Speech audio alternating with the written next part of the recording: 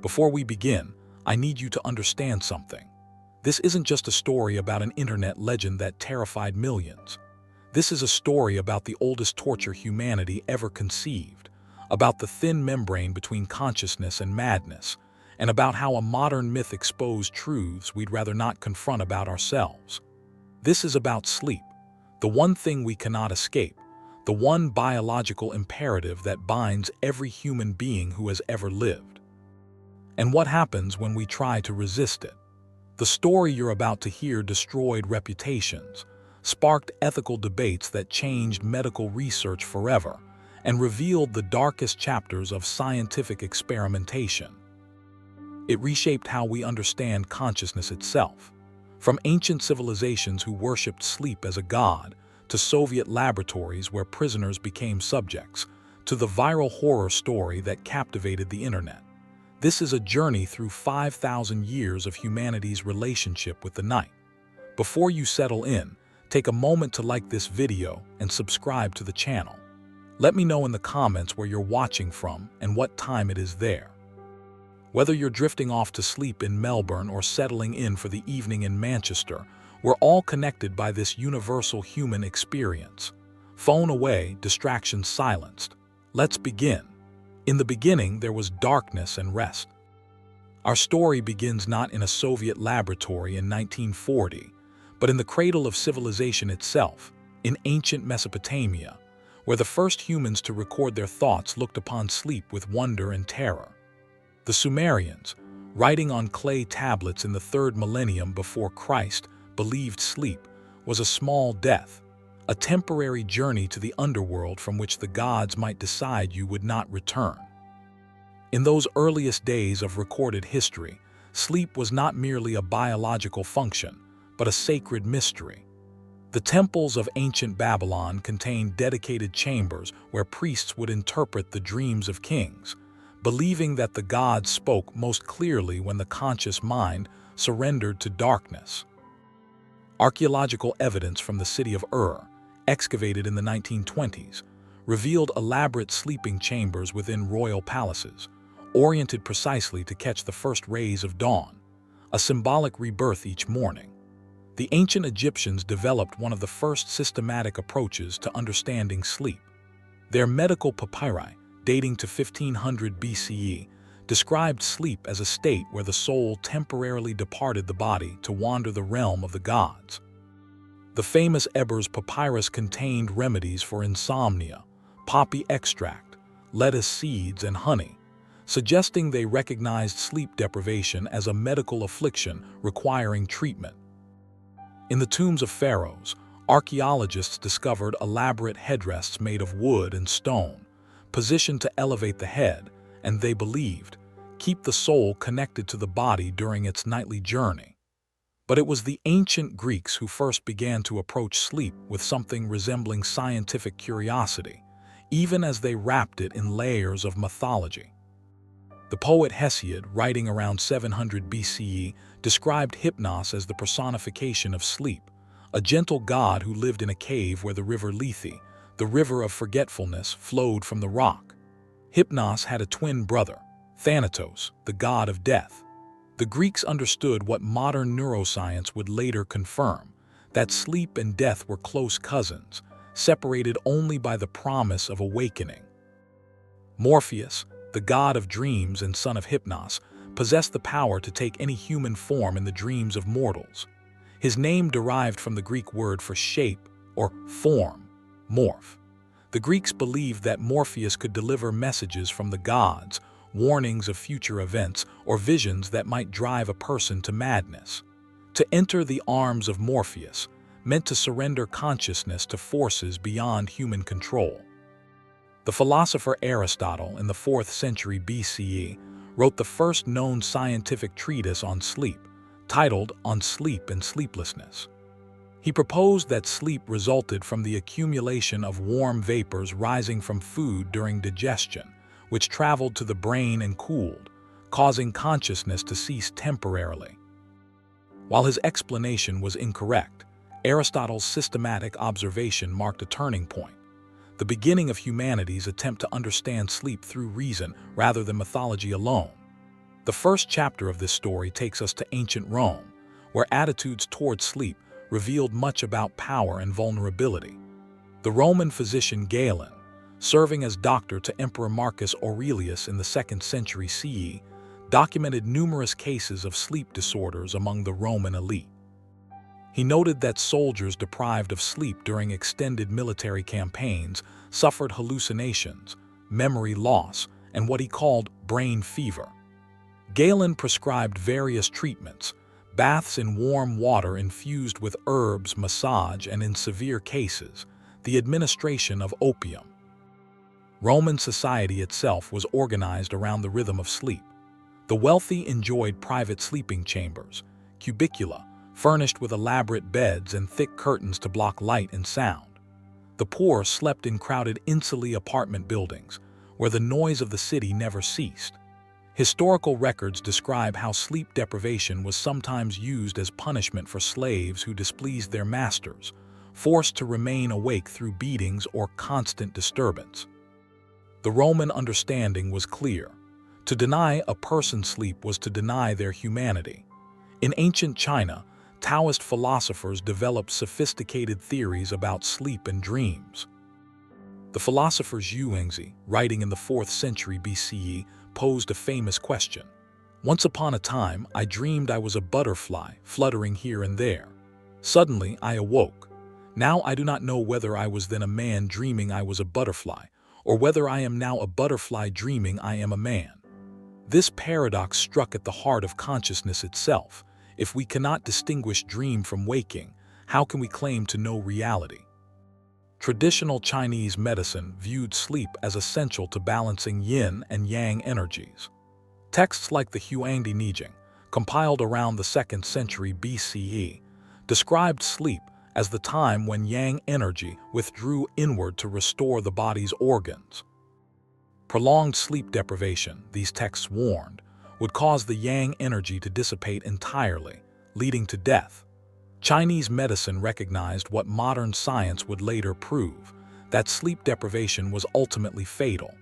Moving into medieval Europe, the understanding of sleep took on new dimensions shaped by Christian theology. The medieval church taught that sleep represented the soul's nightly rehearsal for death and judgment. Monks developed elaborate sleep schedules, dividing the night into canonical hours marked by prayer. The practice of matins required monks to wake in the middle of the night to pray, a schedule that inadvertently aligned with what we now know was the natural human sleep pattern before the industrial age. Recent historical research has revealed a fascinating discovery about pre-industrial sleep. People didn't sleep in one continuous 8-hour block as we do today. Instead, they practiced what historians call segmented sleep, or biphasic sleep. People would sleep for 3 to 4 hours after sunset, called first sleep, then wake for an hour or two in the middle of the night. During this quiet interval between sleeps, they might pray, have conversations, engage in sexual activity, or perform light household tasks. Then they would return to bed for second sleep until dawn. The historian Roger Eckertz, examining hundreds of historical documents from medieval and early modern Europe, found over 500 references to this pattern. Court depositions, medical texts, diaries, and literature all described first and second sleep as normal, expected parts of the night. The interval between sleeps was considered a peaceful, contemplative time. Many people reported experiencing profound insights or creative thoughts during this wakeful period. This pattern wasn't unique to Europe. In pre-industrial Africa, Asia, and the Americas, similar sleep patterns prevailed wherever artificial lighting didn't exist. The human body, it seems, naturally organized sleep around the long darkness of night in 2 phases, with a period of calm wakefulness in between. This knowledge would become significant centuries later, when scientists studying the effects of sleep deprivation would discover that continuous wakefulness differed fundamentally from interrupted sleep. By the Renaissance, European physicians and philosophers began systematic studies of sleep. The Italian physician Girolamo Cardano, in the 16th century, documented cases of fatal insomnia, people who simply stopped sleeping and died within weeks. His observations were among the first to suggest that sleep was not merely restorative, but essential for survival. The Enlightenment brought new approaches to understanding consciousness. In the 18th century, the French philosopher Denis Diderot speculated that sleep allowed the brain to process and organize the day's experiences. The German philosopher Immanuel Kant proposed that sleep represented the mind's withdrawal from sensory experience, necessary for reason to function properly upon waking. But it was the Industrial Revolution that would fundamentally transform humanity's relationship with sleep, setting the stage for the experiments that would come in the 20th century. With the advent of gas lighting in the early 1800s and electric lighting by the 1880s, night ceased to be a time of enforced rest. Factories ran around the clock. Cities blazed with light after dark. The natural human sleep cycle, attuned to millions of years of evolution, suddenly faced unprecedented disruption. Workers in the new industrial economy were expected to maintain rigid schedules that ignored their bodies' natural rhythms.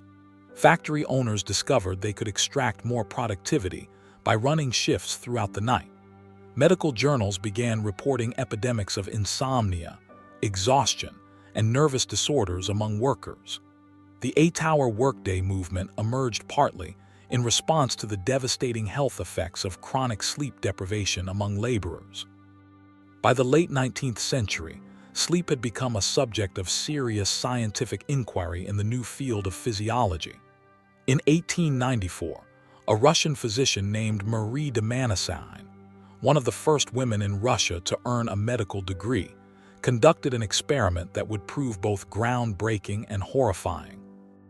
Manesine wanted to understand whether sleep was truly necessary for survival.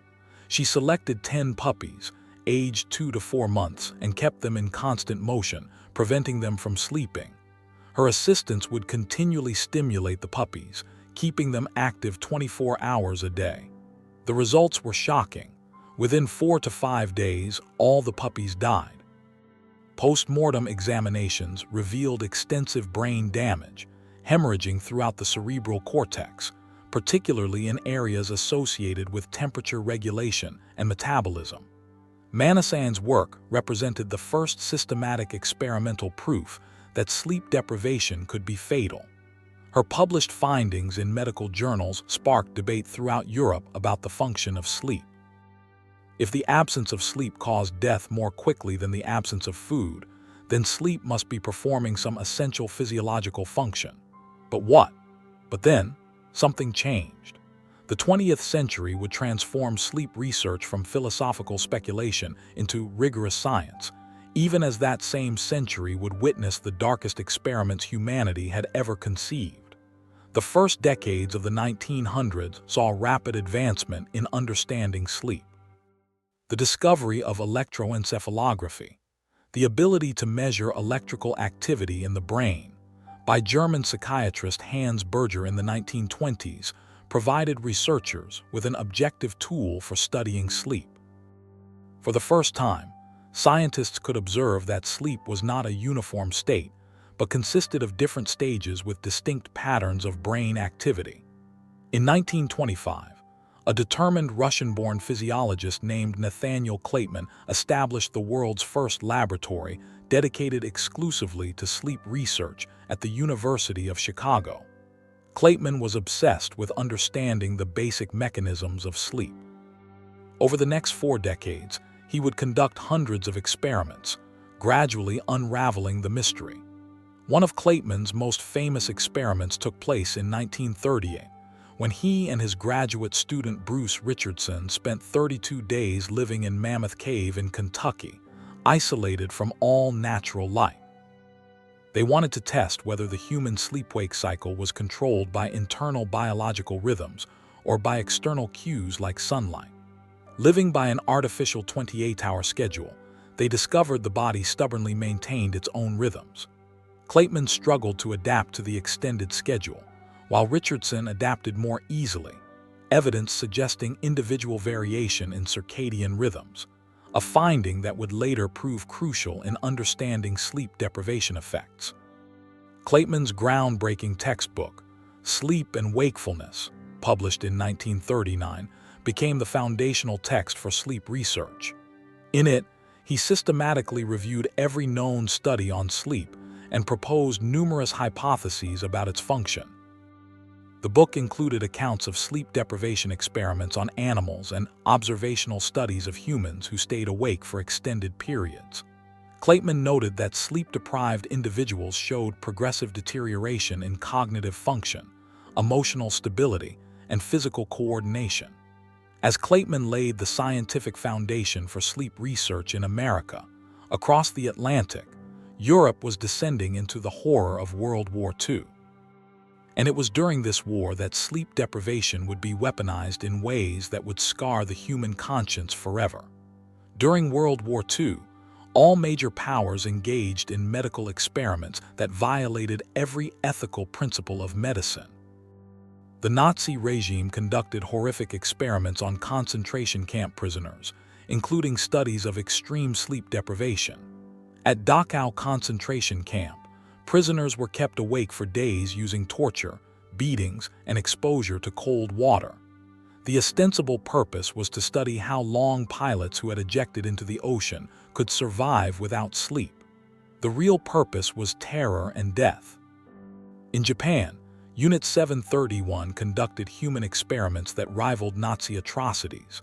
Located in occupied Manchuria, this biological warfare unit subjected prisoners to every imaginable form of torture, including extreme sleep deprivation.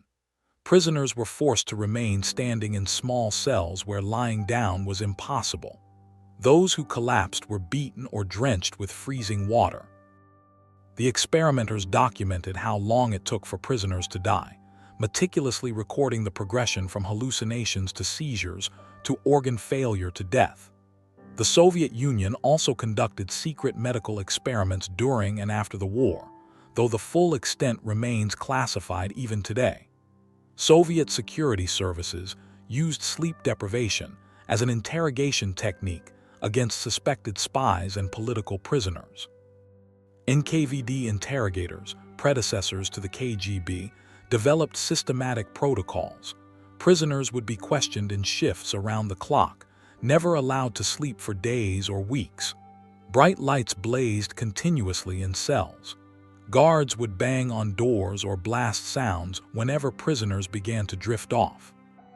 Soviet interrogators discovered something that would be rediscovered by American interrogators decades later. Sleep deprivation was more effective than physical torture at breaking a prisoner's will. A person deprived of sleep for 4 or 5 days would confess to anything, sign any document, implicate anyone. The confessions were often worthless, the products of hallucinating, psychotic minds, but they served their purpose in show trials and purges. After the war ended, the Nuremberg trials brought Nazi doctors to justice for their crimes. The Nuremberg Code, established in 1947, set forth 10 principles for ethical medical research. The first principle stated that voluntary, informed consent of human subjects was absolutely essential. The code prohibited experiments where death or serious injury was expected. These principles emerged directly from the horrors revealed during the trials. But the Nuremberg Code did not end unethical human experimentation. During the Cold War, both the United States and Soviet Union continued conducting experiments on unwitting subjects. The CIA's MK-Ultra program, running from 1953 to 1973, included sleep deprivation experiments among its mind control research. The program administered LSD to unsuspecting Americans, tested sensory deprivation, and explored whether extreme sleep deprivation could create programmable subjects. The Soviets continued their own research behind the Iron Curtain. Details remained scarce, but defectors and released prisoners told stories of experimental programs in psychiatric hospitals and secret laboratories.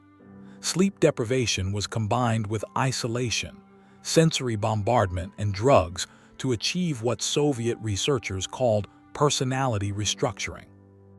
It was against this backdrop of actual Cold War experimentation that the legend of the Russian sleep experiment would eventually emerge. But before we reach that story, we must understand what scientists were learning about sleep through legitimate research. In 1953, a breakthrough occurred that would revolutionize sleep science.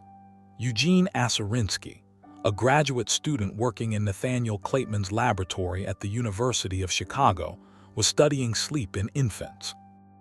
Using electrodes to measure eye movements, Aserinsky noticed periods during sleep when the baby's eyes moved rapidly beneath their closed eyelids. These periods correlated with changes in brain wave patterns and breathing. Aserinsky and Kleitman's paper, published in Science magazine in September 1953, described these rapid eye movement periods and suggested they were associated with dreaming. This discovery of REM sleep revealed that sleep was far more complex than anyone had imagined.